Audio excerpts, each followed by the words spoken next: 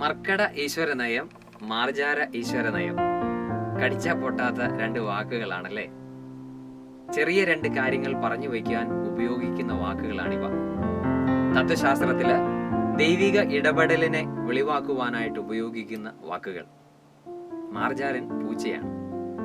തള്ളപ്പൂച്ച എങ്ങനെയാണ് തന്റെ കുഞ്ഞിപ്പൂച്ചയെ കൊണ്ടു നടക്കുന്നത് എന്ന് നമുക്കറിയാം. കുഞ്ഞുപൂച്ച അതിലൊന്നും ചെയ്യാനില്ല. തള്ളപ്പൂച്ച എവിടെയൊക്കെ പോയാലും ഈ കുഞ്ഞുപൂച്ചയെ കടിച്ചു പിടിച്ചുകൊണ്ട് കൊണ്ടു നടക്കും.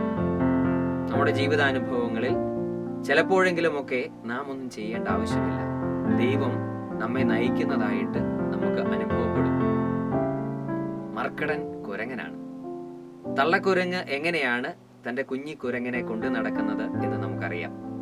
അതിൽ കുഞ്ഞിക്കുരങ്ങ് ഈ തള്ളയുടെ വയറിനോട് ചേർന്ന് അള്ളിപ്പിടിച്ച് ഇങ്ങനെ ഇരിക്കുകയാണ്. തള്ളക്കുരങ്ങ് എവിടെ പോയാലും ഈ കുഞ്ഞ് അള്ളിപ്പിടിച്ചിരിക്കും. ചില ജീവിതാനുഭവങ്ങളിൽ നാം ദൈവത്തോട് ഇങ്ങനെ അള്ളിപ്പിടിച്ചിരിക്കണം. അപ്പോഴാണ് ജീവിത വിജയം കാണുവാനായിട്ട് നമുക്ക് സാധിക്കുക. നമ്മുടെ ജീവിതത്തിൽ ഈ രണ്ട് കാര്യങ്ങളും വേണം. ചിലപ്പോൾ നാം ഒന്നും ചെയ്യേണ്ട, ദൈവം നമ്മെ നയിക്കും. മറ്റു ചിലപ്പോൾ നാം ദൈവത്തോട് ചേർന്ന് നിൽക്കണം. അപ്പോൾ യഥാർത്ഥ ദൈവിക അനുഭവം